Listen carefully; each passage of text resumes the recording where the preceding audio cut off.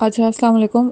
हम derma OPD कर रहे हैं जिसके अंदर हम स्लाइड नंबर 149 पर आ गए। ठीक है। अच्छा, इसमें हमारे पास देखें तो सबसे पहली प्रोडक्ट है वो है ग्लूटा सी क्रीम। जो ग्लूटा सी क्रीम में ये हम जो टॉपिक पढ़े हैं वो हैं products for मलाजमा and skin whitening या लाइटनिंग। ग्लूटा सी जो है आपको पता है, नाम से साफ ज़ाहिर है, इसमें मेन जो इंग्रेडिएंट्स होंगे वो ग्लूटाथायोन और विटामिन सी होगा। और ग्लूटाथायोन किंग ऑफ एंटीऑक्सीडेंट्स है।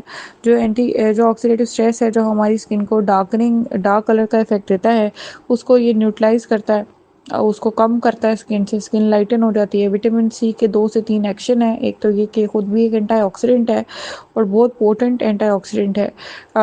दूसरा, ये टायरोसिनेज इनहिबिटर है जिसकी वजह से मेलानिन प्रोटेक्शन कम हो जाती है। और तीसरा, ये खुद भी इसका अपना एक ब्राइटनिंग इफेक्ट है। और चौथा ये कि प्रो कोलेजन को कोलेजन में कन्वर्ट करता है, यानी कि कोलेजन की जो एक्टिव फॉर्म है उसमें कन्वर्ट करता है। स्किन टाइटनिंग भी होती है साथ में। तो इसका जो नाम है ना ग्लूटा सी, ये लेमैन को भी समझ आता है कि वाइटनिंग, टाइटनिंग, ब्राइटनिंग, ये इसने असरात जो है आपकी स्किन पे देने हैं।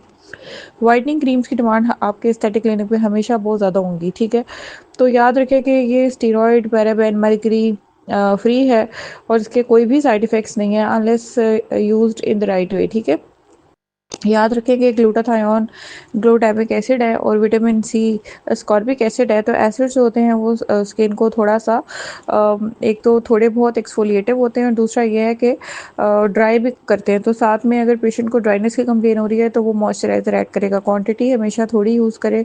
मटर के दाने जितनी से स्टार्ट कराएं, उसके बाद ग्रेजुअली उसको बिल्ड करें, क्योंकि स्वेटिंग की वजह से जो क्रीम है वो फिर सरफेस को लीव कर देगी तो पेशेंट को कोई रिजल्ट्स नहीं आएंगे। ठीक है।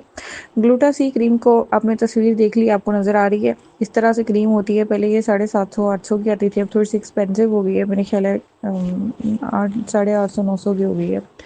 और ये लास्ट करती है 6 मंथ्स तक, अगर patient P sized amount daily use करता है। इसके रिजल्ट्स बहुत ही आउटस्टैंडिंग है लेकिन मैजिकल नहीं है। याद रखें कि कोई भी अगर आपको एक गारंटी देता है कि 15 दिन में रंगोरा, 10 दिन में रंगोरा, तो वो सिर्फ स्टीरॉयड बेस्ड क्रीम्स होती हैं। स्टीरॉयड्स क्या करती हैं? Epidermal atrophy. तो एपिडर्मिस क्या थी? हमारी वो स्किन की लेयर थी जिसके अंदर पिगमेंट जो था वो कॉन्सेंट्रेटेड था। यानी कि अगर हम सब एक दूसरे की एपिडर्मिस के बगैर देखें तो हम सब सेम कलर में हैं। ठीक है। तो जब एपिडर्मिस थिन होगी तो पिगमेंट कम होगा, इंसान एकदम से गोरा होता है। ये बिल्कुल भी इसमें किसी किस्म की कोई स्टीरॉयड नहीं है, तो ये एपिडर्मल थिनिंग कॉज नहीं करेगा। पेशेंट अगर साइड इफेक्ट पूछेगा तो वही साइड इफेक्ट्स जो एसिड्स के होते हैं वो मैंने आपको बता दिया। ड्राइनेस यानी कि सुबह चेहरा धोने के बाद थोड़ा सा खिंचता है, इसीलिए मॉइस्चराइजर ऐड कर देंगे। अगर आप रूटीन में सन ब्लॉक यूज़ करें अच्छे वाला जिसके अंदर मॉइस्चराइजिंग एलिमेंट्स सेरामाइड वगैरह एडेड है, तो फिर जो है पेशेंट को ये कंप्लेन भी नहीं होती है। तो ये रात को यूज़ करें तो बेहतर है, क्योंकि कुछ लोगों में vitamin C contact dermatitis cause करती है अगर मॉर्निंग में यूज़ किया जाए बगैर सन ब्लॉक के। ठीक है। अच्छा, अब ये देखें कि इसके हम एक्टिव इंग्रेडिएंट्स को देख लेते हैं। इसमें है जी ग्लूटाथायोन है, अल्फा आर्बुटिन है, विटामिन सी है, एलोवेरा है और विटामिन ई है। अभी तक अब इन सब के जो है फंक्शंस पढ़ चुके हैं, लेकिन चलिए एक दफ़ा रिवाइज कर लेते हैं। ठीक है। Next slide.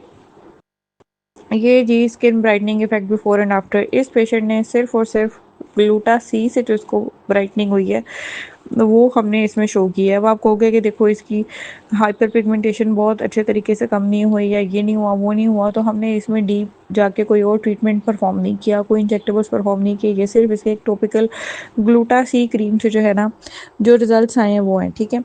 तो ये है कि सुबह सन ब्लॉक मस्ट है। सन ब्लॉक लगाना, तो चाहे आपकी कोरियन ग्लास स्किन जिसको आजकल कह रहे हैं वो भी हो जाए तो भी आपको सन ब्लॉक लगाना जो है वो मस्ट है। ठीक है। अच्छा, ये बिफोर एंड आफ्टर आपने देख लिया। इतना डिफरेंस कॉज करेगी ये क्रीम, इससे ज़्यादा अलोन ये कोई रिजल्ट्स कॉज नहीं करती। 4 वीक्स या 6 वीक से पहले पेशेंट को कोई फॉल्स होप देना बिल्कुल गलत है कि आपका फ़ौरन रिजल्ट आएगा। 4 से 6 हफ्ते में इसका ऑप्टिमम रिजल्ट आता है जो विजिबल होता है, जिसमें आसपास के लोग जो हैं वो डिफरेंस को नोट करते हैं। ठीक है। अब आप देखो इस पेशेंट में, अगर आप देखो तो ये इस पिक्चर को चेक करने का तरीका होता है। आप बिफोर एंड आफ्टर में देखो कि उसका हेयर स्टाइल चेंज है, उसकी आईब्रो की हेयर ग्रोथ डिफरेंट है, उसका एंगल थोड़ा सा डिफरेंट है। ये नहीं है कि एक तस्वीर ली और उसको फोटोशॉप करके तो दिखा दिया, ये रियल इमेज है। ठीक है। तो ये आपने देख लिया बिफोर एंड आफ्टर। और ये स्किन ब्राइटनर के तौर पे यूज़ होता है। ये देखें, ब्राइटनेस आपको क्लियरली नज़र आ रही है। ठीक है। जो स्किन वाइटनिंग है ना उसमें मल्टीपल चीज़ें हैं ना, फिर आईवीज़ भी हैं, ओरल्स भी हैं, टॉपिकल्स भी हैं, सारा कुछ मिला के जो है वो स्किन वाइटनिंग होती है। ये ब्राइटनर है मेनली, आपकी स्किन को ब्राइट और फेयर करता है एक हद तक। अगर बहुत ज़्यादा किसी को चाहिए तो फिर वो वाइटनिंग रिज्यूम की तरफ जाएगा पेशेंट। ठीक है, नेक्स्ट स्लाइड। इसका मैकेनिज्म ऑफ एक्शन देख लेते हैं, एक एक इंग्रेडिएंट का अलग अलग देख लेते हैं। Here is the list of three these ingredients work to promote skin brightening. सबसे पहले हो गया ग्लूटाथायोन का mechanism. Glutathione is a powerful antioxidant that neutralises free radicals and reduces oxidative stress in the skin. ये जो free radicals है ना, ये जो ऑक्सीडेटिव स्ट्रेस बिल्ड कर रहे हैं स्किन में, एक तो इस ऑक्सीडेटिव स्ट्रेस से स्किन के अंदर इन्फ्लेमेशन भी स्टार्ट हो जाती है। जब लोड ज़्यादा होता है फ्री रेडिकल्स का तो इन्फ्लेमेशन ट्रिगर हो जाती है। अब वो इन्फ्लेमेशन के बाद इन्फ्लेमेटरी एक्नी और पीआईएच और डार्कनिंग वो एक अलग इश्यूज है, और स्किन के बैरियर्स वीक हो जाते हैं, सारा कुछ। लेकिन अब देखें कि जो फ्री रेडिकल्स हैं और ये जो ऑक्सीडेटिव स्ट्रेस है, ये खुद भी आपकी स्किन को डार्क कलर जो है इम्पार्ट करते हैं। तो अगर ये न्यूट्रलाइज हो जाएंगे, ये फ्री रेडिकल्स रहेंगे ही नहीं, ये ऑक्सीजन स्पीशीज उस फॉर्म में रहेंगी ही नहीं जिसमें ये हमारे लिए डेंजरस हैं, तो इनका ये जो कलर है जो डार्कनिंग कॉज कर रहे थे वो भी फिर खत्म हो जाएगा। It also inhibits melanin production by blocking the enzyme tyrosinase. Glutathione tyrosinase inhibitor भी है, हर वाइटनिंग एजेंट तकरीबन टायरोसिनेज इनहिबिटर है, which is responsible for the formation of pigment. हमने देखा था कि टायरोसिन से डोपा और उसके बाद मेलानिन बन रहा था, तो इसमें जो है सबसे रेट लिमिटिंग जो स्टेप था उसका एंजाइम जो था वो टायरोसिनेज था। जब टायरोसिनेज ने अपना जो है वो काम करना छोड़ दिया तो तो मेलानिन नहीं बना। लेकिन इसका ये मतलब नहीं कि आप बिल्कुल ही अल्बिनो हो जाओगे, वाइट हो जाओगी। जो एक्सेसिव प्रोडक्शन हो रही थी पिगमेंट की सिर्फ उसको रोकता है। This helps lighten dark spots, hyperpigmentation and even the skin tone. Dark spots lighten होना तो आपको पीछे जो हमने पिक्चर देखी थी खातून के चेहरे पे नजर आ रहे थे। ठीक है, अच्छा। दूसरी जो इसने चीज़ की, हाइपर पिगमेंटेशन। हाइपर पिगमेंटेशन के इफेक्टिव हम सब हैं। आपको मैंने बताया जो आपकी रिस्ट का इनर साइड का कलर है ये आपका ओरिजिनल कलर है, इससे जो डार्क होता है वो सब आपकी हाइपर पिगमेंटेशन ही है, जो कि टाइप 4 स्किन में नॉर्मल है। ठीक है, एंड इवन स्किन टोन, और हमारी स्किन टोन भी लाइट होगी और हम रीच आउट करते चले जाएंगे अपनी ओरिजिनल स्किन टोन की तरफ। रोल इन स्किन ब्राइटनिंग इसका क्या है? Glutathione helps lighten the skin by reducing the formation of excessive melanin. बहुत ज़्यादा मेलानिन ना बनने दिया, ये नहीं करेगा कि बिल्कुल आपको अल्बिनो कर देगा, और नॉर्मल जो फिजियोलॉजिकल प्रोडक्शन है मेलानिन की वो भी रोक देगा, ऐसा नहीं होगा। Leading to brighter and more even complexion. Dark spots, वो भी तो मेलानिन ज़्यादा बन रहा है ना वहाँ पे, डिस्ट्रीब्यूट पिगमेंट वहाँ पे ज़्यादा हो रहा है डार्क स्पॉट्स पे, वो कम होना शुरू हो गए। और स्किन भी आपकी उसकी टोन कम होना शुरू हो गई, और स्किन ब्राइट भी होना शुरू की, कॉम्प्लेक्शन अब इवन दिखना शुरू हो गई। ठीक है, नेक्स्ट स्लाइड। दूसरा हमारे पास इसमें था अल्फा ब्यूटिन। इसका मैकेनिज्म देखें, alpha arbutin is a natural skin brightening agent derive from the bearberry plant. ठीक है, ये एक नेचुरल, कुछ लोग को ये भी होता है, अब हमने आर्ब्यूटिन क्रीम भी पढ़ी है, कुछ लोग होता है हमें कोई नेचुरल चीज़ दें, बिल्कुल नेचुरल चीज़। अच्छा, हमें बिल्कुल कोई नेचुरल चीज़ है तो आप उसको ये बता सकते हैं कि केमिकल फ्री एक नेचुरल चीज़ है, कि एक प्लांट है बियरबेरी प्लांट, उससे एक्सट्रैक्ट किया गया। It works by inhibiting tyrosinase, an enzyme involved in the melanin production which decreases the formation of dark spots and pigmentation. Role in skin brightening में, it brighten the skin by reducing the appearance of dark spots, melasma and freckles. Dark spots, melasma और freckles को जो है इसने appearance उसकी की कम। Melasma and freckles leading to a more uniform skin tone. अब एक जैसी दिखना शुरू हो गई। आपको पता है डार्क स्पॉट्स कोई भी एक्नी से रिलेटेड या आपने कोई भी इंजरी थी उसका स्पॉट भी हो सकता है।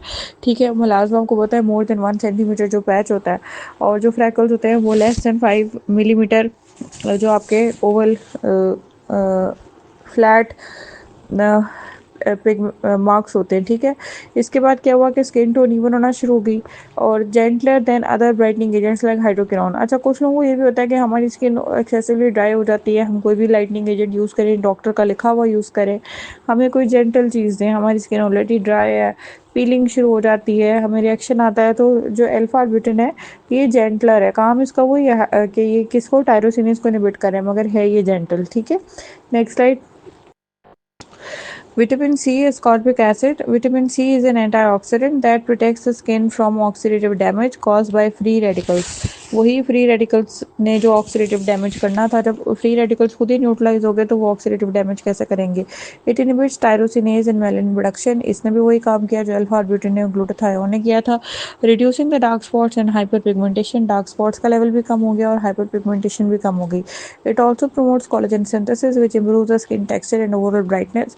जो कोलेजन है आपको पता है उसके मॉलिक्यूल के साथ होता है ग्लाइकोज अमाइनो ग्लाइकेन्स अटैच होते हैं, उसके साथ वाटर मॉलिक्यूल अटैच होता है, तो स्किन प्लम्प होती है, हाइड्रेट होती है और ब्राइट भी दिखती है।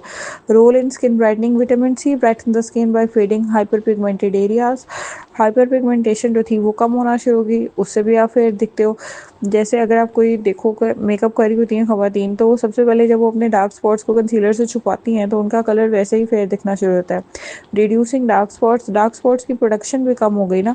डार्क स्पॉट्स जो थे वो सॉरी उनकी जो थी स्ट्रेंथ, जो ओपेसिटी थी वो भी कम होना शुरू हो गई, ठीक है ना। And providing a more radiant complexion over time, skin और ज़्यादा ब्राइट हो गई, ठीक है ना। फिर हो गया एलोवेरा, इसके अंदर जो चौथा इंग्रेडिएंट है वो aloe vera. Aloe vera contains compounds like aloesin that inhibit tyrosinase activity. Aloesin जो होता है ना वो टायरोसिनेज की एक्टिविटी को रोकता है, ठीक है। अब टायरोसिनेज आपको पता है अभी तक कि क्या है, वही मेलानिन प्रोडक्शन का रेट लिमिटिंग स्टेप का एंजाइम है, रिड्यूसिंग मेलानिन प्रोडक्शन। यानी एलोवेरा के अंदर ना 30 से 35 तक आप जो है ना कंपाउंड्स वो पढ़ेंगे, उसमें से जो आपके जिस चीज़ से रेलेवेंट है वो वहीं पे पढ़ेंगे। इसके अंदर एक जो एलोसिन है ना वो टायरोसिनेज इनहिबिशन कॉज करता है। It also has anti inflammatory properties, it help calm the skin. Anti inflammatory property होने की वजह से इसको बहुत फ़ायदा मिल जाता है कि जो भी पेशेंट ने अपने चेहरे के साथ ट्रीटमेंट्स किए होते हैं या बॉडी में जो इन्फ्लेमेशन चल रही होती है जो स्किन को भी इफेक्ट करी होती है, उससे उसको ज़रा सुकून मिल जाता है। Making it ideal for sensitive skin that may have irritation और रेडनेस इरिटेशन जो पेशेंट को कोई भी प्रोडक्ट लगाने से होती है उससे भी उसको जो है रिलीफ मिल जाता है। और ये आपको पता है, अभी मैंने पिछली स्लाइड में बताया कि ये जो एसिड्स होते हैं थोड़े से स्किन को आपको क्या करते हैं, थोड़ा सा ड्राई कर देते हैं, और थोड़े से इनका पोटेंशियल है इरिटेशन का और रेडनेस कॉज करने का। तो उसमें क्या होता है कि ये जो सेंसिटिविटी और ड्राइनेस और इरिटेशन और रेडनेस, एलोवेरा लेमैन को भी पता है कि हाइड्रेशन भी कॉज करता है। तो एक तो फेयरनेस कॉज कर रहा है, ऊपर से ये एंटी इन्फ्लेमेटरी है, ऊपर से ये हाइड्रेटिंग भी होता है, ठीक है। रोल इन स्किन ब्राइटनिंग क्या है, क्योंकि हम ब्राइटनिंग की टॉपिक पढ़े हैं ना, whitening and brightening. Aloe vera brighten the skin by lightening the pigmented areas, ठीक है। पिगमेंटेड एरियाज लाइटन होना शुरू हो गए, किस मैकेनिज्म एक्शन से जो अभी हमने पढ़ा है। एंड कामिंग इन्फ्लेमेशन सेटल होना शुरू हो गई। प्रोमोटिंग ही हेल्दी इवन स्किन टोन जो थी वो हेल्दी होना शुरू हो गई, और इवन टोन एक ही रंग में और हेल्दी, ठीक है। Next slide. अच्छा जी, जो इसके अंदर अगली चीज़ थी वो थी विटामिन ई। विटामिन ई बहुत ही इंपॉर्टेंट है, जिसको लोग बहुत ज़्यादा अंडरमाइन करते हैं, कहते हैं इसका वाइटनिंग में क्या रोल है। Vitamin E acts N antioxidant, एक तो खुद भी एक एंटीऑक्सीडेंट है। एंटीऑक्सीडेंट ने क्या करना है, फ्री रेडिकल्स को न्यूट्रलाइज कर देना है, protecting the skin from oxidative damage and helping maintain the integrity of the skin cells. अच्छा, ये देखो जो दूसरा हमने एंड पे पॉइंट पढ़ा ना, integrity of the skin cells, ये इसमें बहुत अच्छी है। कुछ लोगों को जो बैरियर की और जो उनकी एपिडर्मिस की इंटेग्रिटी जो है वो वीक होती है, ठीक है, बैरियर ही ख़राब होता है उनको, वो they are always prone to infection, hyper pigmentation और बहुत सारे स्किन इश्यूज, ठीक है। तो अब क्या होता है कि जब उनकी इम्प्रूव होती है, उनका बैरियर, उनकी स्ट्रेंथ इम्प्रूव होती है, तो उससे ये होता है कि वो ऑटोमेटिकली एक तो मॉइस्चराइज हो जाती है स्किन, और वो उसमें प्रोटेक्शन भी ज़्यादा हो जाती है। एक इसने एंटीऑक्सीडेंट वाला काम किया, उससे भी कलर लाइट हुआ, ऊपर से इसने स्किन सेल्स की इंटेग्रिटी को इम्प्रूव करा दिया। It also has anti inflammatory properties that help calm skin irritation. Anti inflammatory property भी होगी, एलोसिन में एंटी इन्फ्लेमेटरी थी और इसमें भी थी। While not a direct melanin inhibitor, it aids in the healing of the damaged skin. ये melanin का इनहिबिटर तो नहीं है, डायरेक्ट इनहिबिटर नहीं है मेलानिन का, ठीक है। बाकी जो हमने पिछले सारे पढ़े थे वो टायरोसिनेज इनहिबिटर थे। तो टायरोसिनेज इनहिबिशन का मतलब यही है कि मेलानिन इनहिबिशन, ठीक है। तो यहाँ पे क्या करता है, aids in the healing of the damage skin. ये बहुत ही इसका इंपॉर्टेंट पॉइंट है जिसको लोग बिल्कुल भी समझते नहीं है। आप लोगों ने अक्सर ये देखा होगा, पेशेंट कंप्लेन करते हैं हम जूता पहनते हैं हमारे पाँव में निशान पड़ जाता है, या हमें कोई पिंपल निकला है उसके बाद हमारा जो निशान है वो ख़त्म नहीं होता है, ठीक है। तो reducing the appearance of scars and dark spots, acne scars हैं और डार्क स्पॉट्स हैं उनके निशान नहीं जाते हमारे, that is due to vitamin E deficiency. क्यों? क्योंकि ये जो डेली का वेयर एंड टेयर है ना बॉडी का, इसमें जो हीलिंग और जो डैमेजेस है वो साथ साथ जो चल रहे हैं, इसमें जो हीलिंग का एलिमेंट है उसको एक्सेलरेट करना है विटामिन ई ने। तो डार्क स्पॉट्स की कंप्लेन के साथ जो लोग आते हैं या जो वाइटनिंग के लिए आते हैं, अगर आप उनकी जो आप टॉपिकल दे रहे हो, जो भी थेरेपी दे रहे हो, ओरल दे रहे हो, आईवी दे रहे हो, अगर उसमें विटामिन ई एडिड नहीं है तो किसी भी तरीके से उसके डार्क स्पॉट जो हैं वो ठीक नहीं होने वाले हैं। ये बात आप लोग याद रख लें, ठीक है। या कोई पेशेंट सिर्फ आता है डार्क स्पॉट से, कुछ भी नहीं लेना चाहता, तो आप उसको इवियन का कैप्सूल भी देते हैं तो उसके लिए बहुत इंपॉर्टेंट है। और जो पेशेंट्स बात सुनते हैं, मैंने अपनी आंखों से देखे हैं ऐसे लोग जो लेते हैं विटामिन ई सप्लीमेंटेशन को सीरियसली, उनकी स्किन ऐसी चमकना शुरू होती है जैसे उस पर ऑयल लगाओ, और सारे डार्क स्पॉट्स उनके ख़त्म हो जाते हैं, बिल्कुल इवन टोन स्किन हो जाती है, जिसमें एक एग्जांपल मैं खुद भी हूँ। अच्छा जी, role in skin brightening, vitamin E brightens the skin indirectly by improving the skin health. Skin की हेल्थ जब इम्प्रूव होती है तो स्किन ब्राइट भी होना शुरू हो गई। बेशक इसने ऐसे भी ब्राइट किया था कि इसने फ्री रेडिकल्स को न्यूट्रलाइज कर दिया था, लेकिन इसने स्किन बैरियर, स्किन हेल्थ को इतना इम्प्रूव कर दिया कि वो नॉर्मल की तरफ जाना शुरू हो गई, और वो ग्रेजुअली ब्राइट भी होना शुरू होगी। जो हेल्दी स्किन सेल्स होते हैं बहुत रेडिएंट और ब्राइट होते हैं, ठीक है। Reducing inflammation and promoting the healing of the dark spots, leading to a more even skin tone। देखो इसमें दो तीन बातों पे बार बार फोकस कर रहा है, वो है डार्क स्पॉट्स। अगर आप अपने चेहरे के सारे डार्क स्पॉट्स हटाओ ना, जैसे मैंने आपको बताया कि आप कंसीलर पकड़ो, मेकअप करो, अपने डार्क सर्कल्स छुपाओ, अपने डार्क लिप्स छुपाओ, अपने डार्क स्पॉट्स छुपाओ, तो आपका कलर बहुत ज़्यादा ब्राइट दिखता है। तो इसी तरह विटामिन ई का ये रोल है, और आपको पता है ये ऑयल बेस्ड है, तो ये स्किन की ड्राइनेस को भी कंट्रोल करता है, बैरियर को इम्प्रूव करता है। बैरियर जितना स्ट्रांग होता है, हमें ऑटोमेटिकली अल्लाह की तरफ से यूवीबी ए प्रोटेक्शन ज़्यादा होना शुरू हो जाती है, खासतौर से यूवीबी जो हमारा रंग डार्क कर रही थी। तो ये बहुत ज़्यादा ज़रूरी है विटामिन ई किसी भी वाइटनिंग रजीम में। अक्सर पेशेंट जिनको मैं वाइटनिंग इंजेक्शन भी लगाती हूँ पूछते हैं ये आप मुझे क्यों दे रहे हैं, साथ इवियन क्यों खाने को दे रहे हैं, ये तो इसके लिए नहीं है, ये तो स्किन हेल्थ के लिए, ये तो वाइटनिंग के लिए नहीं। तो ये वाइटनिंग के लिए सबसे ज़्यादा ज़रूरी एलिमेंट है, और ब्राइटनिंग के लिए ऐसा लगता है पेशेंट ने, अगर आप इसकी एफडीए अप्रूव डोज पे जाओ ना तो वो है 12 mg पर डे इन्हें 70 kg डाल्ट, यानी कि 600 मिलीग्राम का इवियन का कैप्सूल, एक सुबह एक शाम, या 400 वाला है तो एक सुबह एक दोपहर एक शाम, और अगर 200 वाला है तो दो सुबह दो दोपहर दो शाम, ठीक है।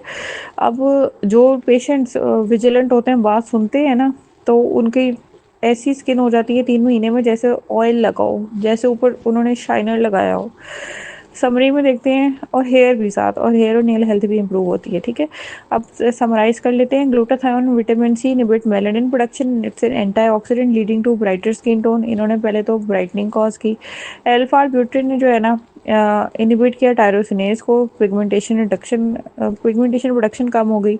Aloe vera helps brighten the skin by reducing melanin और स्किन कामिंग, इन्फ्लेमेशन भी हो गई एंड कामिंग इन्फ्लेमेशन।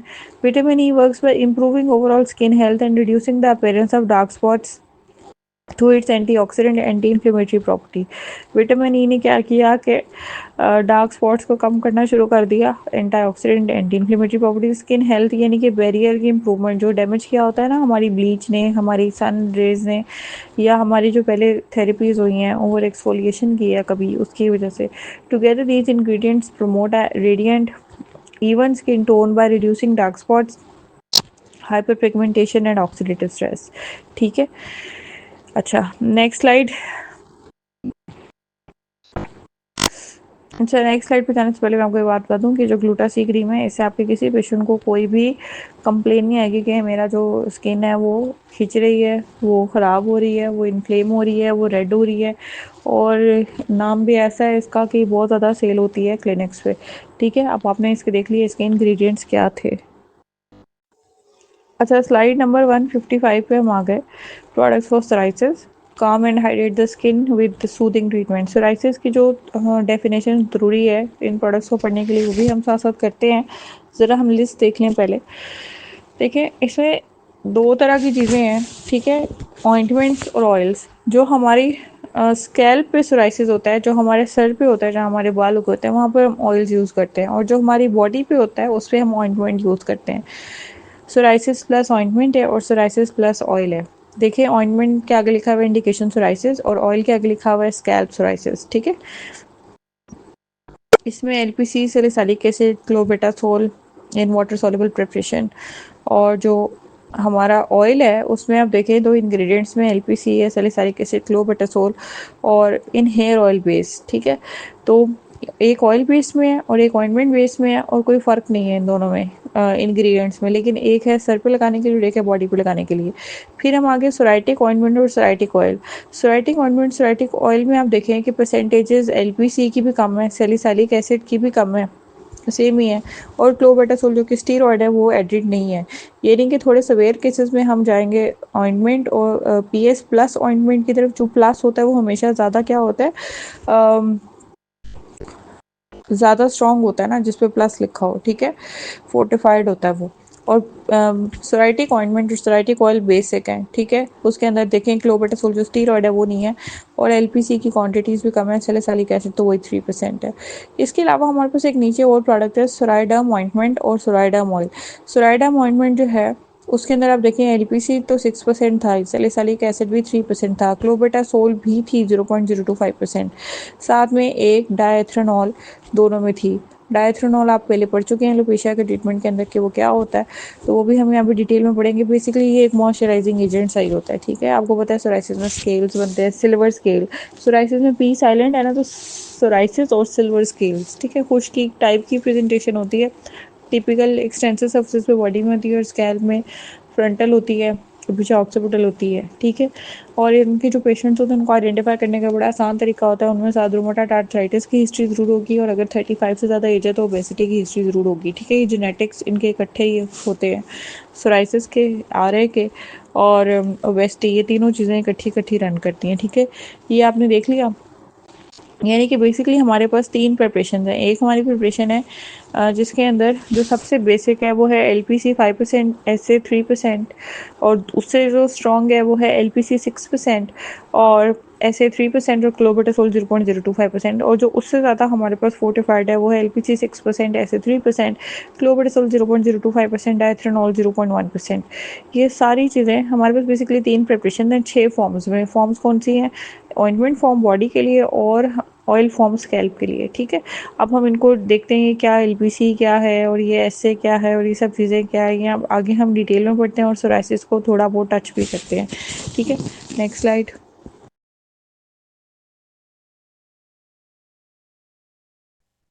एक बात मैं शुरू करना चाहूंगी यहाँ पे कि जो सोराइसिस है वो एक ऑटोइम्यून डिसऑर्डर है जो जेनेटिक होता है, ठीक है। अब क्या होता है कि सोराइसिस को आप, कोई इन्फेक्शन नहीं है कि आपने सारे बैक्टीरिया मार दिए तो ठीक हो गया। आपके अंदर ऑटो इम्यूनिटी, आपका जिस्म खुद से आपकी बॉडी के अगेंस्ट कर रहा है, एंटीबॉडीज बना रहा है, जो कि नॉर्मली नहीं होनी चाहिए। इसको आप कंट्रोल कर सकते हो, आप इसको ट्रीट नहीं कर सकते कि बीमारी जड़ से खत्म कर दी, ठीक है। पीएस प्लस ऑइंटमेंट है हमारे पास। सबसे पहले ये देखें, पीएस प्लस ऑइंटमेंट इस तरह से डिब्बे में होगी। इसके अंदर तीन चीजें हैं, LPC 6%, SA 3%, clobetasol 0.025% in water soluble preparation, ठीक है। वाटर सॉल्युबल प्रिपरेशन में भी आती है, ऑइंटमेंट में भी आती है। जो तस्वीर है वो हमारे पास लेटेस्ट होती है, तो लेटेस्ट अब ऑइंटमेंट में आ रही है, ठीक है। तो ऑइंटमेंट का मैंने शुरू में बताया था वो फुल कवर कर देती है, जिसकी वजह से जो एरिया है वाटर प्रूफ हो जाता है, ड्रग डिलीवरी होती रहती है, प्रोडक्ट वेस्ट नहीं होती है, रिस्क ऑफ कंटेमिनेशन नहीं होता, ठीक है। नेक्स्ट स्लाइड कीजिए। सोराइसिस को जरा देख लेते हैं। सबसे पहले आप ये तस्वीर देखें। प्लेग सोराइसिस में आपको क्या नजर आ रहा है? बड़े बड़े पैचेस। स्कैल्प सोराइसिस में क्या नजर आ रहा है? सर के ऊपर, खास तौर से अगले एरिया पे, फ्रंटल पे, ठीक है। और सोराइसिस ऑन द नेल्स, नाखून पे। सोराइसिस ऑन द बॉडी, ज्यादा फ्लेक्चर्स पे, ये देख रहे हो, एक्सटेंसिव एक्सटेंसिव सर्फेस पे होती है और फोल्ड में भी होता है, ठीक है। यानी कि आपके ये जो फोर आर्म्स पे होता है, आपके शिन्स पे होता है, और फोल्ड्स ऑफ द बॉडी में भी होता है, जिस तरह ये चेस्ट में है।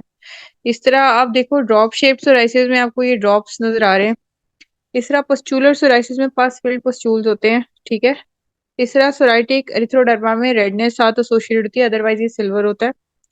सोराइटिक आर्थराइटिस में जोड़ों में दर्द होता है। सोराइसिस के साथ दो बीमारियां कोएग्जिस्ट करती हैं। 35 के बाद ओबेसिटी मस्ट है, और उससे पहले जोड़ों में दर्द और साथ सोराइसिस और साथ में ओबेसिटी, ये एक ट्रायड है जो कंप्लीट होता है। कौन सी एक्ट्रेस है बहुत मशहूर, अभी उसका बड़ा फेमस ड्रामा भी आया है जिसमें उसके सोराइटिक पैचेस भी नजर आ रहे हैं, वो भी फेस पे, ऊपर से गर्दन पे आ रहे हैं, ज्यादा गौर से देखने में नजर आते हैं। और उसको जोड़ों का दर्द भी है, सोराइटिक आर्थराइटिस भी है, और उसका जो है वो साथ में ओबेसिटी भी है। तो ये तीन चीजें एग्जिस्ट करती हैं। टॉमी का नाम था बिस्मिल। तो कौन सी है एक्ट्रेस? हरीम, क्या उसका हरीम फारूक नाम है, हरीम फारूक, हाँ। आप लोग इसका इंस्टाग्राम पेज देखना तो आपको इसके सोराइटिक पैचेस भी नजर आएंगे, आपको इसकी ओबेसिटी भी नजर आएगी, आर्थराइटिस तो ऑफ कोर्स नजर नहीं आ सकता, ठीक है। अब सोराइसिस में देखते हैं, it is a chronic autoimmune condition that causes rapid cell turnover. Chronic है, ऑटोइम्यून कंडीशंस कभी भी सही नहीं हो, आपके जेनेटिकली ये हैं, ठीक है। आप उसको कंट्रोल कर सकते हो, आप उसको खत्म नहीं कर सकते। इससे क्या होता है, सेल टर्नओवर जो था वो बड़ा रैपिड हो गया। सेल्स इतने हद से ज्यादा ही सेल बनी जा रहा है, बनी जा रहा है, बनी जा रहा है, बनी जा रहा है cells, leading to the buildup of thick scaly patches on the skin. ये सेल कोई नॉर्मल सेल्स नहीं थे, अब नॉर्मल से सेल्स थे। ये स्किन के ऊपर इकट्ठे होना शुरू हो गए जो एक्स्ट्रा बन रहे थे, तो इन्होंने स्केल्स बना दिए। स्केल क्या होते हैं? छिलके से, सख्त से, जो जिस तरह सर्दियों में आपके होंठों पे बनते हैं। सिल्वर कलर के स्केल्स होते हैं और थिक होते हैं, क्योंकि बहुत सेल बनी जा रहा है स्किन के ऊपर, ये बिल्ड होना शुरू हो गए। These patches which can be red, inflamed and covered with silvery white scales। इसकी निशानी जो है वो सिल्वरी वाइट है। जो आपका 1 रुपए का सिक्का होता है ना, सिल्वर रंग का, उस कलर के होते हैं ये। हमारी जिल्द पे बड़े प्रोमिनेंट होते हैं क्योंकि हमारी डार्क कलर स्किन है, ठीक है। और रेड भी होते हैं, इन्फ्लेम्ड होते हैं, इन्फ्लेमेशन होती है, ये छील के उतारे नहीं जा सकते, नीचे से ब्लीडिंग शुरू हो जाएगी। मोस्ट कॉमनली स्कैल्प में तो बहुत कॉमन है स्कैल्प सोराइसिस, जिसको लोग खुश्की समझ के इग्नोर करते रहते हैं। फिर 35 साल की उम्र में जब जोड़ों का दर्द और ओबेसिटी साथ होती है तो फिर वो डॉक्टर के पास पहुंचते हैं, तो पता चलता है सोराइसिस था। इसके अलावा स्कैल्प पे, एल्बोज पे होता है, नीज पे होता है, लोअर बैक पे होता है, but they can occur anywhere in the body, ठीक है। और इसमें पूरी बॉडी पे भी हो सकता है। Psoriasis is thought to be triggered by a combination of genetic and environmental factors. Genetic जो चीज है वो तो इसकी प्रीडिस्पोजिशन है ही सही, फैमिलीज में रन करता है, और साथ इन्वायरमेंटल ट्रिगर भी आ जाएगा। It can be exacerbated by stress. जो जिन लोगों को सोराइसिस, जब उनके पेपर होते हैं, कोई खानदान में किसी करीबी की डेथ हो गई, या घर में कोई मुश्किल है, या जॉब पे ज्यादा तो ये सोराइसिस उनका बढ़ जाता है, पूरे चेहरे पे खुश्की के पापड़ आ जाते हैं। और सर्टेन मेडिकेशंस, कुछ मेडिकेशंस हैं, इट इज नॉट कंटेजियस, एक इंसान से दूसरे को नहीं लगता। अक्सर मियाँ बीवी कंप्लेन करते हैं कि इसको है तो ये मुझे तो नहीं हो जाएगा, नहीं। And varies in severity from mild to severe. Mild जो है वो, उसके साथ तो आपको कंप्लेंट्स नहीं होती कोई भी, आपकी क्वालिटी ऑफ लाइफ इफेक्ट नहीं होती, सवेयर में काफी होती है, ठीक है। Next slide. Mechanism of action क्या है हमारी PS प्लस ऑइंटमेंट का? इसके अंदर तीन चीजें थी। अब ये कॉम्बिनेशन में जब हम देते हैं तो ये इंग्रेडिएंट जो थे, ये क्या करते हैं सोराइसिस में? क्लोबेटासोल जो था ये टैकल करता है अंडरलाइंग इन्फ्लेमेशन को। आपको पता है कि जो स्टीरॉइड्स, दो चीजें इन्फ्लेमेशन को तो बिल्कुल पता है, एक स्टीरॉइड्स और एक एनएसएड्स। एनएसएड्स का होता है non steroidal anti inflammatory agent, और स्टीरॉइड्स भी। तो क्लोबेटासोल ने तो इन्फ्लेमेशन को बिल्कुल खत्म कर दिया। इन्फ्लेमेशन किस तरह से थी? एसोसिएटेड थी ऑटो इम्यूनिटी के साथ, एबनॉर्मल सेल्स के बिल्डअप के साथ, और ये जो एबनॉर्मल माइटोसिस हो रही है, रेपिड प्रोलिफरेशन हो रही है, उसके साथ वहां पे इन्फ्लेमेशन भी हो गई थी, उसको इसने कर दिया, रोक दिया। सेलिसाइलिक एसिड ने उस थिक स्केल्स को साफ करने में हेल्प की। इतनी थोड़ी परसेंटेज हमने इसलिए ली कि वो रोज थोड़े से, आप रोज रात को लगा रहे थे तो थोड़े से को वो अपने अंदर डिजोल्व कर लेता था, जो उसके कांटेक्ट में होते थे उनको एक्सफोलिएट कर देता था केमिकली, सुबह उठ के बात लेते थे, डेड स्किन सेल्स उतर जाते थे। अगर हम 20, 30, 40% लगाते या खींच के वो स्केल उतारते तो नीचे से ब्लीडिंग होती, इंजरी होती, हीलिंग ना होती। उसके बाद लिपोइक एसिड में assist with help reducing oxidative stress and further inflammation. Lipoic acid basically antioxidant है, जो हमारे व्हाइटनिंग इंजेक्शन वगैरह में भी होता है।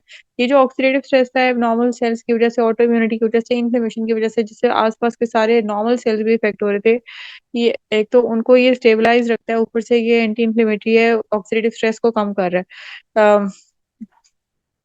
सॉरी, एंटीऑक्सीडेंट या ऑक्सीडेटिव स्ट्रेस को कम कर रहा है। Combination would typically be used under medical supervision as prolonged use of the potent steroids like clobetasol can lead to side effects। क्या होती है साइड इफेक्ट स्टीरॉयड के? एक तो एपिडर्मल एट्रोफी, के जो एपिडर्मिस है वो बिल्कुल ही खत्म हो जाए। दूसरा क्या होता है, अल्सरेशन। और फिर सिस्टेमिक, जिनका एरिया बड़ा है वो रोज लगा रहे हैं सिस्टेमिक एब्जॉर्प्शन, तो एक हफ्ता इसको यूज करें और उससे जो है पेशेंट काफी इंप्रूव हो जाएगा। फिर इसको स्किप कर दें, फिर एक हफ्ता यूज कर लें, इस तरह से थोड़ी थोड़ी। ठीक है ना? और टेपरिंग करते रहें, जैसे एक हफ्ता यूज किया उसके बाद एक दिन छोड़ के एक दिन रात को लगाते रहें, फिर बिल्कुल छोड़ दें।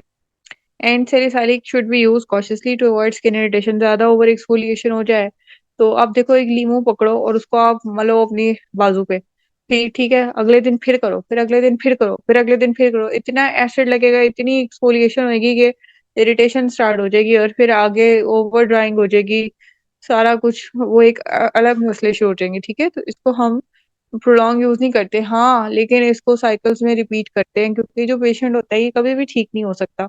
ये सिर्फ इसके सिम्टम्स कंट्रोल हो सकते हैं। वो अपने पास ये रख ले ऑइंटमेंट, जब उसको ये सिम्टम्स आए वो इसको शुरू करे और उसके बाद वो इसको टेपर करके खत्म करे। हर पेशेंट का जो है वो बॉडी डिफरेंट रिस्पॉन्स देती है, कुछ को एक हफ्ते में आराम हो जाता है, कुछ को 5 दिन में, कुछ को 2 दिन में लगाने से। ठीक है, उसके बाद वो इसको क्विट करें टेपर करके, उसके बाद वो छोड़ दें। ठीक है, नेक्स्ट स्लाइड। लिपोइक एसिड 6% जो होता है is an antioxidant that can help reduce oxidative stress which is thought to contribute to the inflammation seen in psoriasis. Lipoic acid antioxidant था, इन्फ्लेमेशन जो हो रही थी उसको इसने टैकल किया। इन्फ्लेमेशन खुद बॉडी डिफेंसेस को कमजोर करती है। अगर एक स्किन में एक प्रॉब्लम चल रहा है जो ऑटो इम्यूनिटी है, उसके बाद ऊपर से जो इन्फ्लेमेशन थी वो भी चल रही है, तो हमारी पहले इम्यूनिटी तो सिर्फ स्किन सेल्स के अगेंस्ट थी, जो हमारे सुपरफिशियल एपिडर्मिस के सेल्स है। अब इम्यूनिटी इन्फ्लेमेशन में चल रही है तो बिल्कुल डिफेंसेस खराब हो गए। अब जो हवा में बैक्टीरिया, वायरस, फंगस, ये वो जो कुछ है वो सारे ऊपर इन्फेक्शन कर सकते हैं। कोई भी कट लगे तो हीलिंग नहीं हो सकती, स्किन के डिफेंसेस ही काम नहीं कर रहे। तो हमने कम से कम उस इन्फ्लेमेशन को तो सेटल कराया ना। इट में also help support the skin cell turnover in reduce inflammation. के जो नॉर्मल स्किन सेल्स का टर्नओवर था उसमें भी सपोर्ट करता है, और एबनॉर्मल्स को भी शेड ऑफ करवाना, नए सेल्स प्रॉपर लेके आना, उसमें भी सपोर्ट करता है। Though its primary role in psoriasis treatment is less establish as compare to other treatments. Basically हम एंटीऑक्सीडेंट और सपोर्ट के लिए देते हैं, लेकिन इसकी सपोर्ट बड़ी जरूरी है बाकी सब चीजों के साथ, इसलिए हम कॉम्बिनेशन में यूज करते हैं। इसका अलोन कि सिर्फ लिपोइक एसिड लगाने से हमें क्या फायदा मिलेगा, वो इतना कोई खास नहीं है, लेकिन इस कॉम्बिनेशन में ये हमारे लिए बड़ा बेनिफिशियल साबित हुआ है। Next slide. Salicylic acid, 3% salicylic acid is commonly used in psoriasis treatment as a and as a keratolytic agent भी। As a keratolytic बताया था, केराटिनोसाइट्स वो कॉर्नियोसाइट्स होते हैं जो केराटिनाइज हो चुके हों। केराटिन को जब ब्रेक डाउन करते हैं उनके अंदर बेसिकली वो जो प्रोटीन है या उन सेल्स को तोड़ना उतारना, उसको केराटोलिसिस कहते हैं।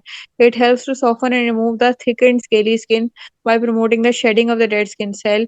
वो जो डेड स्किन सेल थे वो थिक थे, स्केली थे, उनको ये शेड ऑफ करवाता है, रिमूव करवाता है। तो आपकी केमिकल एक्सफोलिएशन होती है तो स्किन सॉफ्ट हो जाती है नॉर्मल। वरना अगर वहां पे ऊपर वो पापड़ बना हुआ है, जैसे फर्ज करो आपका सोराइसिस आपकी एल्बो जॉइंट के ऊपर था सारा, आपने एल्बो यू मूव की, वहां पे वो सख्त है, वो ब्रिटल है, वो जैसे लेज के चिप्स हैं उसकी तरह, यानी कि आप उसको मोड़ो तो वो टूटता है। वो फ्लेक्सिबल नहीं है कपड़े की तरह या स्किन की तरह के जहां मोड़ो मुड़ जाएगा। आपने ऐसे कोनी मोड़ी किसी काम के लिए, वहां पे क्रैक आया और अंदर से ब्लीडिंग स्टार्ट हो गई। ठीक है, this can help reduce the buildup of scales associated with psoriasis flakes and improve the skin appearance and texture. और ये स्केल्स की थिकनेस को भी कम करता है। और ऐसे नहीं करेगा कि काट के ऊपर से उतारेगा कि नीचे से ब्लीडिंग स्टार्ट हो जाए, इन्फेक्शन हो जाए। नहीं, थोड़ा थोड़ा करके डेली जितना बॉडी उसको अडेप्ट करती जाती है।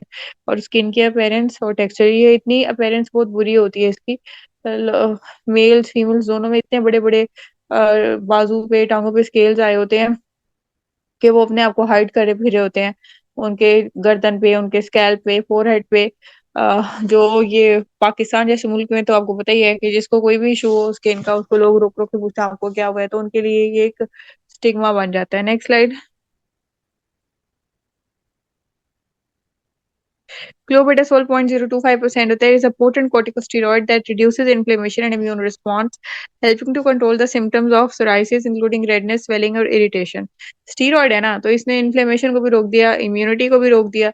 अब जब इम्यूनिटी, ऑटो इम्यूनिटी रुक गई स्टीरॉयड की वजह से, तो ये जो सारा प्रॉब्लम हो रहा था, नए से नए नॉर्मल सेल पे सेल बने जा रहे थे, उससे स्केल बन रहे थे, फिर उन सेलों को खत्म करने की टेंशन, वो जो सारा प्रॉब्लम ही इसने वहीं पे रोक दिया, कंट्रोल कर दिए सिम्टम्स को psoriasis के। फिर जो इन्फ्लेमेटरी सिम्टम्स है जिसमें इरिटेशन, स्वेलिंग, रेडनेस, उसको भी रोक दिया।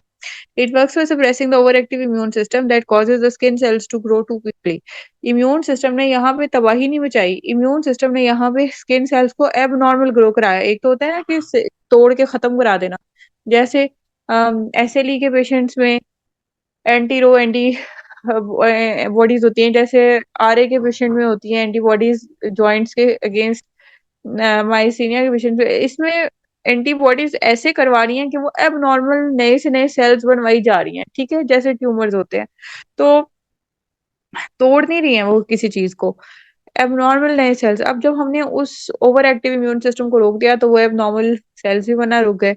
और दूसरा, वो जो इन्फ्लेमेशन थी, स्टीरॉइड्स एंटी इन्फ्लेमेटरी भी होती हैं और एंटी इम्यूनिटी भी होती है। Next slide. यानी इम्यूनोसप्रेसिव भी होती हैं। कॉन्ट्राइंडिकेशन भी तो होंगी इस क्रीम की, इसमें एलर्जीज हो किसी भी इंग्रेडिएंट से नहीं यूज कर सकते, स्किन पे एक्टिव इन्फेक्शन चल रही हो, क्यों? अब जो स्टीरॉइड्स थी उन्होंने क्या किया था, इम्यूनिटी को भी रोका था, इम्यूनिटी को रोका। तो ये जो बैक्टीरिया के अगर ये जरा सा छोटा सा कोई पिंपल भी है, उस वो इतनी बड़ी इन्फेक्शन बन जाएगी, क्योंकि अब आप अपने सेल्स को खुद ही बंद कर रहे हैं, शट ऑफ कर रहे हैं कि आप इम्यून रिएक्शन ही सारे बंद हो जाए। प्रेगनेंसी और breast feeding without medical advice बिल्कुल नहीं, स्टीरॉइड्स हैं। Children due to potential of high and risk of absorption, steroids हैं इसलिए। Sensitive areas, face, groin, due to risk of skin thinning. Face और ग्रोइन में क्या होता है, स्किन थिनिंग होती है, इसलिए प्रोलॉन्ग यूजिंग नहीं करना। स्किन थिनिंग की साइंटिफिक टर्म क्या है, एपिडर्मल एट्रोफी हो जाती है, बल्कि खत्म ही हो जाती है। इसीलिए जो स्टीरॉइड की क्रीम्स होती हैं वो वाइटनिंग वाली, वो भी नहीं यूज करने का कहते हैं। लेकिन एक्यूट जो है यूज, उसके लिए तो हम इसको करते हैं ना। लार्ज एरियाज और long term use, because clobetasol can cause systemic effects. Clobetasol फिर ओरल स्टीरॉइड वाला ही काम करना शुरू हो जाएगी। तो लार्ज एरियाज पे, जैसे किसी को फुल बॉडी है या पस्चुलर है, या तो और डेली वो लगाई जा रहा है और पूरी बॉडी पे, तो फिर नहीं। Kidney issue, salicylic acid can be absorb systemically. Salicylic acid direct interact करती है, किडनी के फंक्शन को इफेक्ट करती है। This formulation should be used only under medical supervision. जिस चीज में स्टीरॉइड है वो सिर्फ मेडिकल सुपरविजन में होगी। अगर आप नॉन डॉक्टर्स हैं, आप अपने बैक एंड पे किसी डॉक्टर को रख के इसको एडवाइस करें, या इसको मिनिमम डोज में थोड़ा सा थोड़ा एडवाइस करें। Okay, next slide.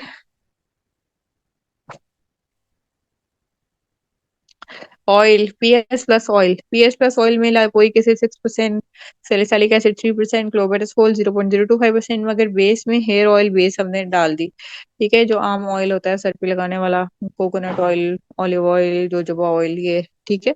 Next slide करें।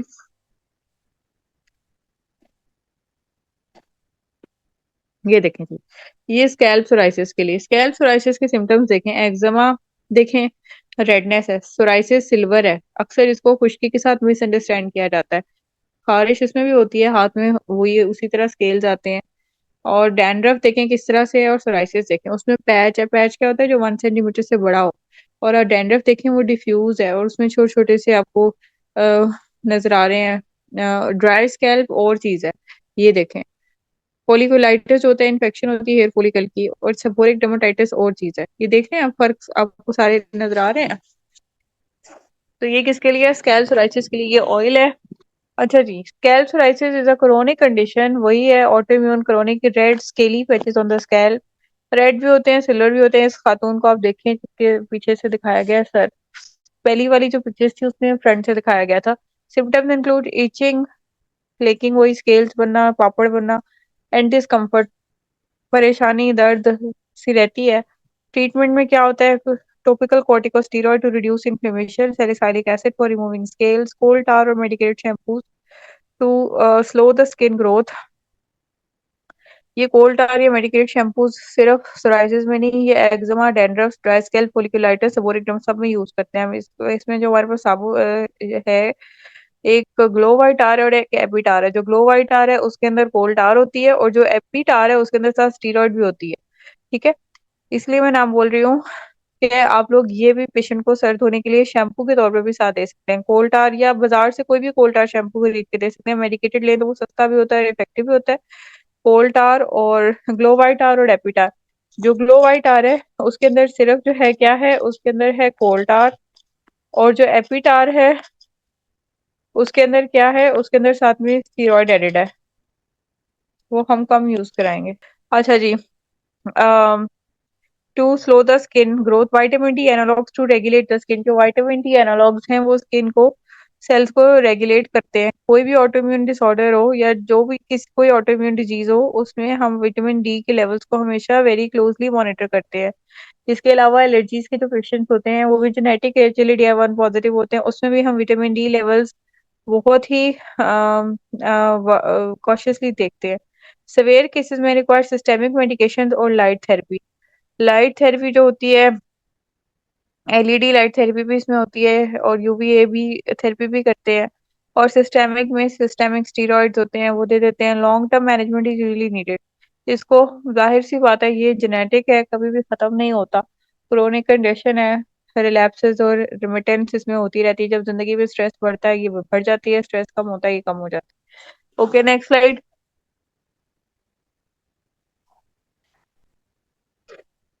देखो, हेयर ऑयल बेस के अंदर लेवोइक एसिड डाला, वही 6%, सैलिसाइलिक एसिड 3% डाला, और क्लोबेटासोल 0.025%, वही इफेक्टिव है for scalp psoriasis and by addressing inflammation, scaling and oxidative stress. This combination in a hair oil base allows for easier application, moisturizing the scalp and making the ingredients more effective, increasing contact time and reducing dryness, which is often associated with scalp psoriasis। अब क्या हुआ कि ये तेल जो था इसको नहाने से 2 घंटे पहले लगा लिया। इसमें क्या हुआ कि क्रीम जो है वो आप स्कैल्प पे लगा ही नहीं सकते। ठीक है, ऑयल जो होता है वो इजी टू अप्लाई होता है, स्कैल्प के लिए बहुत सूटेबल होता है। फिर ऑयल खुद मॉइस्चराइज करता है स्कैल्प को, और उसके साथ साथ जो इंग्रेडिएंट है उसकी डिलीवरी स्कैल्प में कराता रहता है जब तक वो ऊपर लगा रहता है। ठीक है, कांटेक्ट टाइम भी बढ़ जाता है और ड्राइनेस भी खत्म होती है। ड्राइनेस, इस तरह के पेशेंट्स में बालों में ड्राइनेस होती है, ठीक है, स्कैल्प सोराइसिस की, तो इसीलिए हमने इसको ऑयल कॉम्बिनेशन में बनाया। Okay, next slide.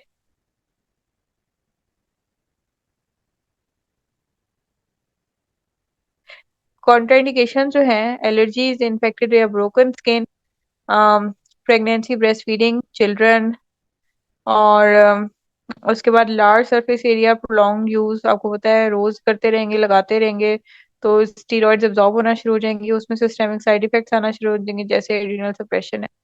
फिर स्किन सेंसिटिविटी है, किसी भी प्रोडक्ट से वो इरिटेशन हो तो किडनी डिसफंक्शन आपको होता है, सैलिसाइलिक एसिड जो होता है वो एब्जॉर्ब हो जाता है सिस्टेमिक, और किडनी फंक्शन पर डायरेक्ट इसका इन्फ्लुएंस होता है, किडनी कंडीशन को वर्सन कर देता है। This formulation should be use for medical guidance as misuse can lead to adverse effects. ठीक है, तो क्योंकि स्टीरॉइड है ना, तो इसलिए थोड़ा थोड़ा और बच बच के।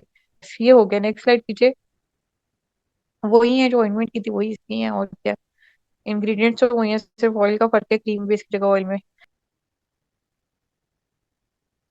सोराइटिक ऑइंटमेंट, ये है जी, अगली एक चीज आ गई, सोराइटिक ऑइंटमेंट है। अभी हमने क्रीम पढ़ी थी, PS+ क्रीम या PS+ ऑइंटमेंट। अब सोराइटिक ऑइंटमेंट में क्या फर्क है?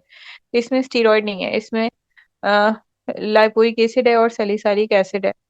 ठीक है, इसमें स्टीरॉयड है ही नहीं है। अब आप ये देखो, वाटर सोल्यूबल प्रिपरेशन में स्टीरॉयड फ्री प्रिपरेशन हमारे पास आ गई। नेक्स्ट साइड करें। अगर आप लोग नॉन MBBS डॉक्टर अपने क्लिनिक पे ये रख सकते हैं।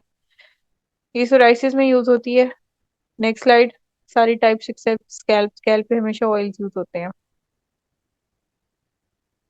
लिपोइक एसिड 5%, सैलिसाइलिक एसिड 3%, और अ, इसमें क्लोबेटासोल जो थी वो नहीं है।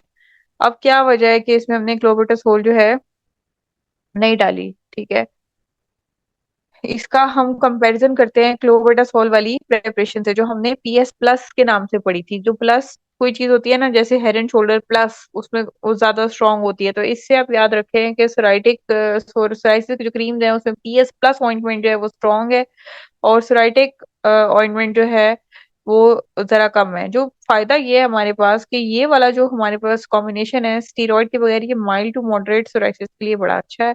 It is effective for those who need scale removal, antioxidant benefits without strong anti inflammatory action. यानी कि सोराइसिस का अटैक इतना सवेयर नहीं है, या हो के वो खत्म हो चुका है, उसके लिए उन्होंने कोई डेल्टा कॉटेल वगैरह या कोई गोली भी खाई थी, या वो था तो अब वो खत्म हुआ है, अब ऊपर स्केल्स जो है वो बढ़े हुए हैं, तो ये उनको खत्म करेगा। एंटीऑक्सीडेंट से आसपास की स्किन में जो इचिंग, रेडनेस, इन्फ्लेमेशन, उसको सेटल कराएगा। लोअर इसके साइड इफेक्ट्स होते हैं। It is safe for long term use without risk associated with corticosteroid. अब पेशेंट कहता है कि देखिए मेरा तो ये चलता ही रहता है प्रॉब्लम, कोई ऐसी चीज बताएंगे मैं रोज ही लगा सकूं, तो ये बेशक रोज भी लगाता रहे, इसमें ऐसा कोई इशू नहीं है, ठीक है। और ऑफ एंड ऑन लगाता रहे, या वो पेशेंट जो है प्रेग्नेंट है, या पेशेंट जो है वो स्टीरॉयड से डरता है, तो ये यूज कर सकता है। या पेशेंट एजुकेटेड नहीं है, आपको पता है ये मिस यूज करेगा दवाई का। जो कॉन्स हैं, ये साइड इफेक्ट्स ये हैं कि इसका एंटी इन्फ्लेमेटरी एक्शन लिमिटेड है, यानी कि ये जाहिर है स्टीरॉयड ने एंटी इन्फ्लेमेटरी और ऑटो इम्यूनिटी जो इम्यूनोसप्रेशन था दोनों ही प्रोवाइड किए, तो वो तो इसमें है ही नहीं ना। नए सेल जो है नॉर्मल ग्रोथ हुई जा रही है इम्यून रिस्पॉन्स की वजह से, वो तो ये रोक ही नहीं रहा। Does not contain a corticosteroid and may not provide strong relief from redness and swelling, especially in more severe psoriasis case, ठीक है। सवेयर सोराइसिस में ये कोई बेनिफिट खास नहीं देने लगा, ना ही एंटी इन्फ्लेमेटरी इफेक्ट्स इतने खास दे रहा है, क्योंकि रेडनेस और स्वेलिंग थोड़ा वो देगा एलपीसी की वजह से, सैलिसाइलिक एसिड की वजह से भी, लेकिन बहुत ज्यादा नहीं। Next slide.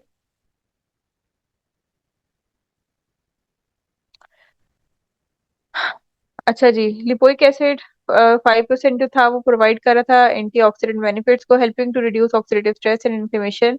Lower concentration 5% means milder action as compare to 6%। जो हमने पहले पीएस प्लस ऑइंटमेंट पड़ी थी, पीएस प्लस ऑयल पड़े थे, उसमें 6% लिपोइक एसिड था, इसमें 5% है। वो एंटी इन्फ्लेमेटरी और एंटीऑक्सीडेंट बेनिफिट्स तो दे रहे हैं मगर जरा कम। सैलिसाइलिक एसिड जो 3% है वो केराटोलिटिक है, वो हेल्प कर रहा है सॉफ्टन को, रिमूव स्केल्स को कर रहा है, approach appearance of psoriasis affected skin को बेहतर बना रहा है, betting better penetration of other. जितना ऊपर से स्केल बारीक होकर उतरेगा उतनी लिपोइक एसिड ज्यादा से ज्यादा एब्जॉर्ब होगा, ठीक है। Next slide. यानी कि ये जरा एक माइल्ड चीज है, ये साइड इफेक्ट फ्री चीज है। आपके क्लिनिक पे पड़ी हो, पंजाब हेल्थ केयर कमीशन का छापा भी पड़ जाए, तो आपको कुछ नहीं कह सकते क्योंकि इसमें स्टीरॉयड नहीं है, ठीक है। कंपैरिजन करते हैं इसको पीएस प्लस ऑइंटमेंट के साथ। तो सबसे पहले तो आप देखें कि लिपोइक एसिड उसमें था 6%, जो स्लाइटली हायर कंसंट्रेशन थी, जो एनहेंस कर रही थी एंटीऑक्सीडेंट के इफेक्ट्स को, और अपना ही जो एंटीऑक्सीडेंट इफेक्ट है उसको, और पोटेंशियली इंप्रूव करती है एंटी इन्फ्लेमेटरी सपोर्ट को। सैलिसाइलिक एसिड उसमें 3% था, इसमें भी 3% है, क्रेटोलेटिव इफेक्ट है और एड कर रहा है स्केल रिमूवल को। क्लोबेटासोल था उसमें 0.025%, जो कि पोटेंट कॉर्टिकोस्टेरॉइड है, जो इन्फ्लेमेशन को भी रिड्यूस कर रहा है, इम्यून रिस्पॉन्स को भी रिड्यूस कर रहा है, providing significant relief from redness, swelling, itching. तो देखो कि पीएस प्लस ऑइंटमेंट जो थी वो स्ट्रॉन्ग थी, और जो हमारे पास ये वाली है ये वीक है थोड़ी सी, लेकिन सेफ ज्यादा है। Next slide. Long term use के लिए सेफ है। Next slide.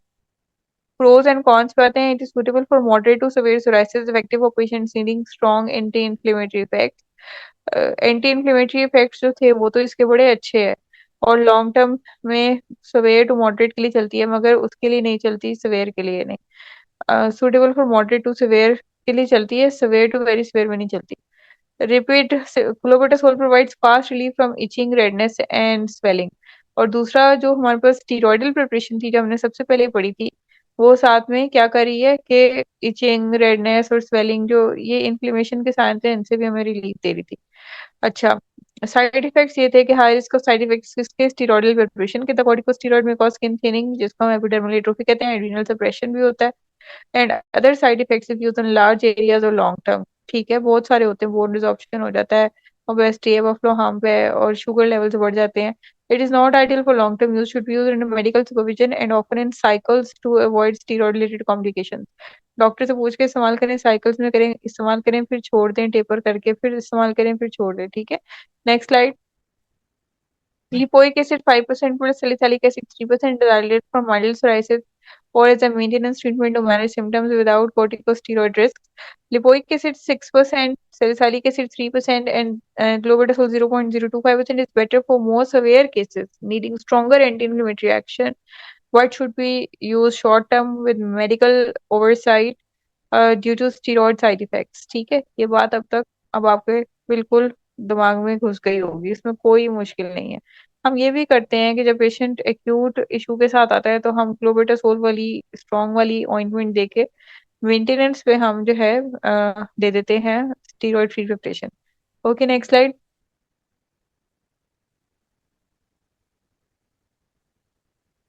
ये सोराइटिक ऑयल है हमारे पास।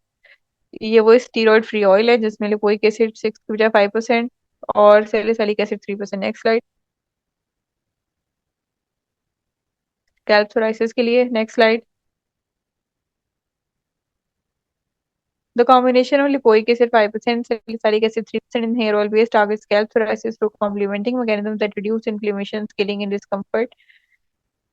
इसमें देखोगे 5% lipoic acid, salicylic acid 3%, hair oil base provide antioxidant and inflammatory keratolytic benefits that help reduce scaling, inflammation, dryness associated with the scalp psoriasis. This formulation is generally milder and suitable for long-term use compared to corticosteroid-based treatments. ठीक है, लंबा चलता है ये।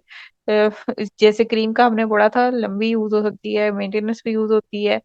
और steroid तो है नहीं, तो उसके लिए है कि आप इसके साइड इफेक्ट से आपको कोई डर नहीं लगता। Next slide.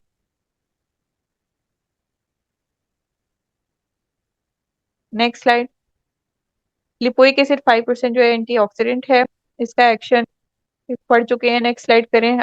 सैलिसिलिक एसिड 3% आपको पता है केराटोलिटिक है, एक्सफोलिएटिव है। Next slide.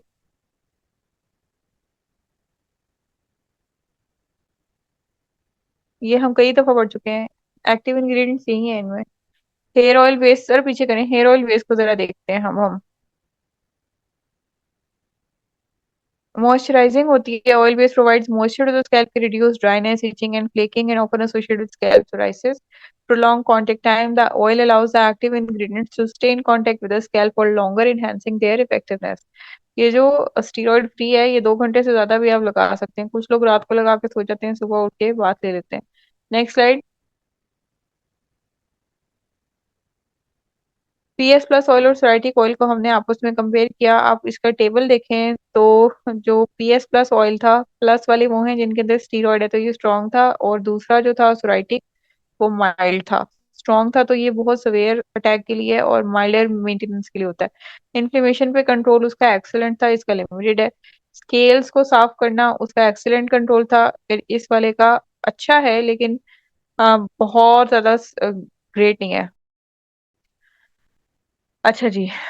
LPC 5%, LPC 6%, salicylic acid 3%, chlorophyll 0.02%, and a hair oil base is more suitable for severe psoriasis players needing quick anti-inflammatory relief, but it should be used short term and under the medical supervision due to the potential side effects of the corticosteroid. लेकिन जो lipoic acid 5%, salicylic acid 3% in hair oil base is ideal for mild to moderate psoriasis or is a maintenance treatment offering gentler approach with low risks and may require longer use to manage the symptoms। ठीक है, ये जिन लोगों को खुश्की है, seborrheic dermatitis है, वो भी इसको यूज कर सकते हैं। Next slide. 181 पे आइए। अच्छा, अब पीएस प्लस पड़ा, सोराइटिक पड़ा, अब सोराइडर्म है। सोराइडर्म ऑइंटमेंट, ऑइंटमेंट किसके लिए होगी? स्किन के लिए होगी। और ऑयल, सोराइडर्म के नाम से ऑयल आएगा, वो किसके लिए होगा? स्कैल्प के लिए होगा। दो ही तो हमारे पास सोराइसिस है, एक स्कैल्प का, एक बॉडी का। अब देखो, सोराइडर्म जो ऑइंटमेंट है, इसमें lipoic acid 6%, salicylic acid 3%, clobetasol 0.025%। अब इसमें एक और भी चीज है जो डाई 0.1% लिखी है, यानी कि ये अब सबसे ही स्ट्रॉन्ग कॉम्बिनेशन आ गई। सबसे वीक क्या थी हमारे पास? आ, पी सॉरी, सोराइटिक ऑयल और सोराइटिक ऑइंटमेंट। उससे स्ट्रॉन्ग हमारे पास क्या हो गई? पीएस प्लस ऑयल और पीएस प्लस ऑइंटमेंट। और उससे स्ट्रॉन्ग हमारे पास क्या होगी? सोराइडम ऑइंटमेंट और सोराइडम ऑयल। ठीक है, नेक्स्ट स्लाइड करें।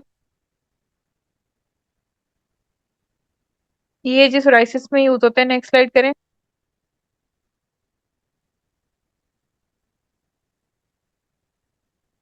This combination of ingredients can be effective and comprehensive solution for managing psoriasis symptoms. Each component plays a unique role in improving the skin health. Overall, this blends targets psoriasis from multiple angles, offering soothing, hydrating, and anti-inflammatory approach that can visibly improve the look and feel of your skin. देखो, इसमें anti inflammatory तो हम पहले ही पढ़े थे, ठीक है। और स्टीरॉयड है तो जाहिर है इम्यूनोसप्रेसिव भी है, लेकिन यहाँ पे एक नई चीज आ गई, सूदिंग और हाइड्रेटिंग। ठीक है, ये देखते हैं ये क्या चीज है। द और देखो ये इम्प्रूव तो लुक को करी है, और फील ऑफ द स्किन को भी इम्प्रूव करी है। When use as directed it can help make living with psoriasis more manageable and support a healthier skin appearance. ठीक है, अब स्किन अपीयरेंस भी हेल्दी हो गई और मैनेजेबल भी आपके लिए हो गया। कोई चीज है जो मॉइस्चराइज भी कर रही है, जो सूदिंग इफेक्ट भी दे रही है, जो फीलिंग भी बेहतर दे रही है। नेक्स्ट स्लाइड करें।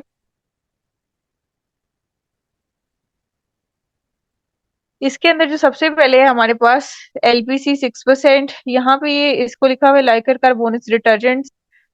ये देखो, लिपोइक एसिड तो होता ही होता है, लेकिन जो कोल टार है, जो मैंने अभी आपको शैम्पूज भी बताए थे कोल टार के, वो भी यूज होते हैं। इसके अंदर लिपोइक एसिड ही है, लेकिन जो ऑल्टरनेटिव होता है वो हमारे पास कोल टार वाला भी होता है। The gentle coal tar extract can soothe irritation and reduce redness, making the skin feel calmer and more comfortable. यानी कि चाहे हमारे पास लिपोइक एसिड हो, जिसका हम सब पढ़ चुके हुए हैं, अगर कोल टार भी हमारे पास यहाँ पे हो, तो हमें पता हो कि कोल टार का फंक्शन क्या है।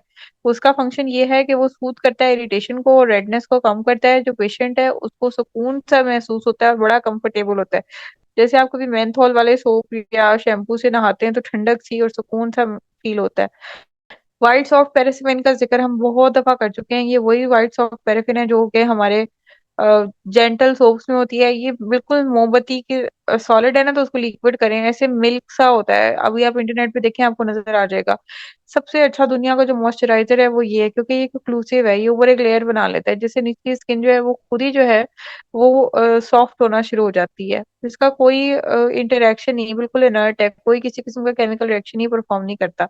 नेक्स्ट स्लाइड कीजिए। व्हाइट सॉफ्ट पैराफिन जो थी, ये जेंटल इमोलिएंट बेस है जो लॉक करिए मॉइस्चर को, keeping the skin hydrated and helping reduce flakiness for softer और स्मूदर स्किन। अब आपने देखा कि WSP में मैंने पहले वाटर सॉल्युबल प्रिपरेशन पढ़ा था, मैंने व्हाइट सॉफ्ट पैराफिन, और इसी तरह जो लिपोइक एसिड है उसमें मैंने पहले पढ़ा था LPC को लिपोइक एसिड। अब मैंने उसको कोल टार पढ़ा है। तो ये दो चीजें ऑल्टरनेट कर सकती हैं, यानी कि अगर आप प्रिपरेशंस बनाते हैं तो उसमें हो सकता है कि ये दोनों चीजें, दोनों में से आपके पास ऑप्शन होते हैं, जो सा मर्जी चूज कर लें। ठीक है, नेक्स्ट स्लाइड।